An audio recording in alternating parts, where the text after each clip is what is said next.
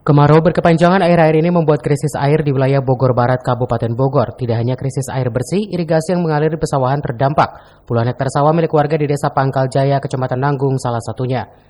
Lahan pesawahan ini terlihat tidak teraliri air dan membuat tanah persawahan retak-retak. Irigasi untuk mengaliri pesawahan kering dari hulu sungai dan hujan selama 3 bulan ini tidak turun. Bahkan sebagian benih padi belum ditanam sehingga para petani hanya bisa pasrah dengan keadaan cuaca seperti ini. Ya dampaknya kan aturan sekarang itu kan panen ya, mendekati panen. Ini jadi gagal panen gitu.